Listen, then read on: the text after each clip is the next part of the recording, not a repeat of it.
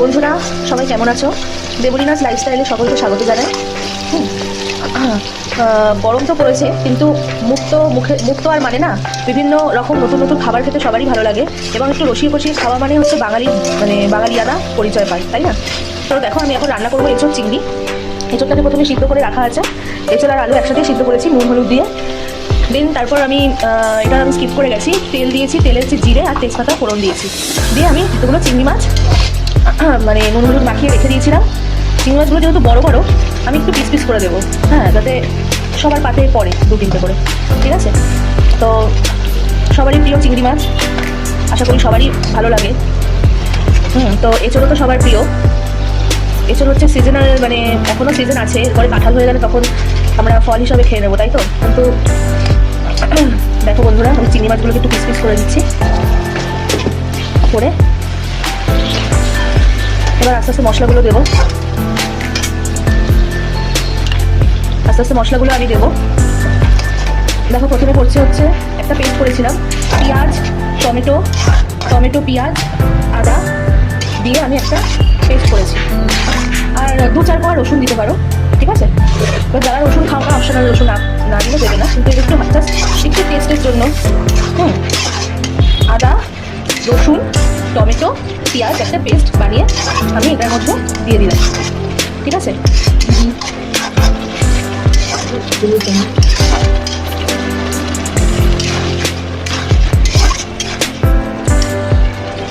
এঁচোড় চিংড়ি প্রায় সবারই খুব প্রিয় খাবার, আমার তো খুব ভালোই লাগে। তো ভালো করে একটু কষাবো, কষিয়ে তেল একটুখানি হালকা একটু লবণ দেবো, জাস্ট জিনিসটা একটু মজার জন্য অল্প একটু লবণ দেবো।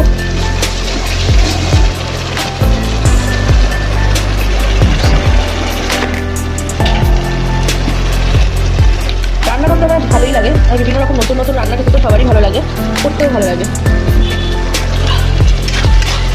এটা হচ্ছে আমার ডিম্মাদের কাছের বাড়ির এঁচোড়, পুরো একদম গাছ পাঠা বলতে পারো। ডিম্মা এসছে আমাদের বাড়িতে, আমার দিদি শাশুড়ি, আমার হাজব্যান্ডের ডিম্মা, তো দিদি শাশুড়ি, সে আমার জন্য নিয়ে এসছে, বলেছে আমি রান্না করবো এঁচোড় চিংড়ি, তাই একটুখানি আমি নাড়াচাড়া করে নিচ্ছি। ঠিক আছে, একটু কষুক। তারপরে আস্তে আস্তে মশলাগুলো দিয়ে দেবে, একটু ধনের গুঁড়ো, একটু জিরের গুঁড়ো, মশলাগুলো দেবে তো? ধনের গুঁড়ো তো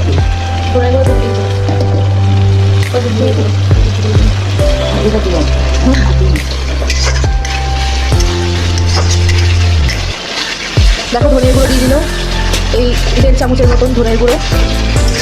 প্রায় 1 কেজির ওপর এঁচোড় আছে, 1.5 চামচ ধনের গুঁড়ো দিলাম। আস্তে একটু কমিয়ে দিচ্ছি আমি, মশলা পড়ছে তো, আস্তে আস্তে কম আছে, সবসময় কষালে জিনিসটার টেস্ট হয় ভালো। ধনের গুঁড়ো দিলাম, এরপর হচ্ছে জিরের গুঁড়ো,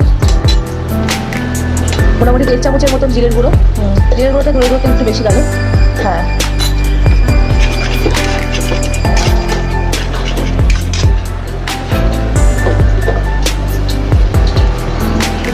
আর অল্প একটু মিষ্টি দেবো কষানোর সময়, অল্প একটু।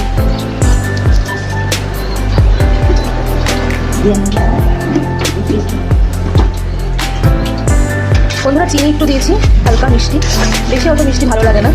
আর কতগুলো গোটা কাঁচা লঙ্কা ফেলবো, হ্যাঁ, কতগুলো কাঁচা লঙ্কা দিয়ে দেবো।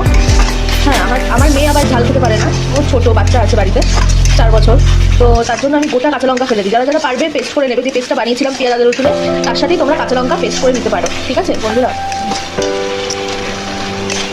অনেকে অনেক রকমভাবে করে এঁচোড় চিংড়ি রান্না, আমি এই প্রসেসই করছি। কেউ তোমরা যদি আরও এক্সপেরিমেন্ট করতে চাও, অন্যরকমভাবে করতে পারো, না আমি এভাবে করছি। প্রথমে এঁচোড়টাকে সিদ্ধ করে নিয়েছি, হ্যাঁ, তো কষিয়ে মশলাটা কষিয়ে এবার এঁচোড়টা দিয়ে কষাবো।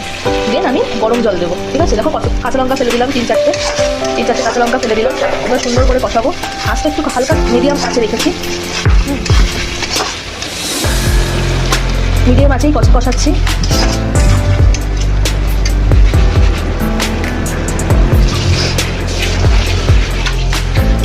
এঁচোড় চিংড়ি অনেকেই ভালো রান্না করতে পারো, তাও আমি একবার দেখিয়ে দিলাম আমি যে প্রসেসে করি।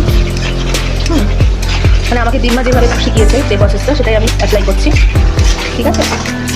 অনেকে পেঁয়াজ রসুন দিতেও না পারো, অসুবিধা নেই, তারা জিরে ধনে আদা বাটা দিয়ে করে নিতে পারবে।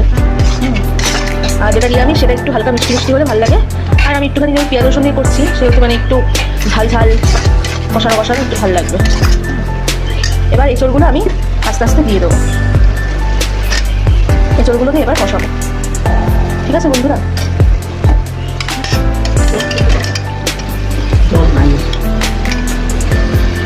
এঁচড় আর আলু আমি একসাথে সিদ্ধ করে নিয়েছিল। ঠিক আছে, তো আমি এখন এঁচড়টাকে দিয়ে আলুটাকে দিয়ে আমি এবার মশলার সাথে মিক্স করে কষিয়ে নেবো ভালো করে।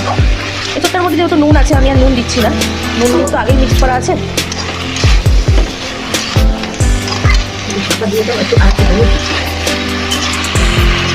আচ্ছা, একটু হলুদ পড়বে, হালকা একটু হলুদ দেবো।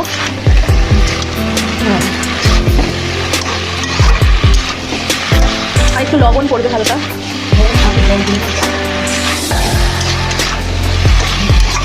ভালো করে কষুক।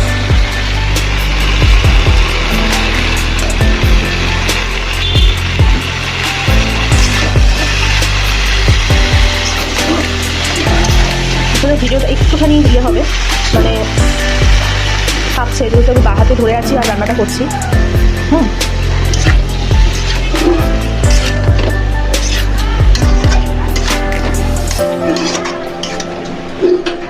কালারটা খুব সুন্দর এসছে না বন্ধুরা?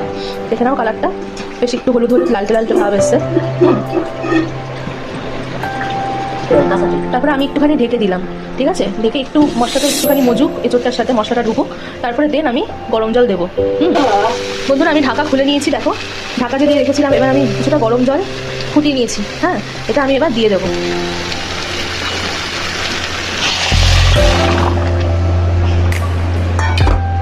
আমি একটু নেড়ে দেবো, আসলে বাঁ হাতে করছি তো, আর ডান হাতে আমি নাচতে চাচ্ছি, বুঝলে? তাই একটু আরেকটু মনে হচ্ছে জল দিতে হবে। আরেকটু মনে হচ্ছে জল দিতে হবে। তোমাদের যদি মনে হয় জলটা পরিমাণটা তোমরা বুঝে শুনে দেবে, তোমাদের পরিমাণ মতন, তোমরা যেমন পছন্দ করো। তো আমি দিয়ে দিলাম, এবার আবার ঢেকে দেবো আমি। ব্যাস, থাকলে গরম মশলা দিয়ে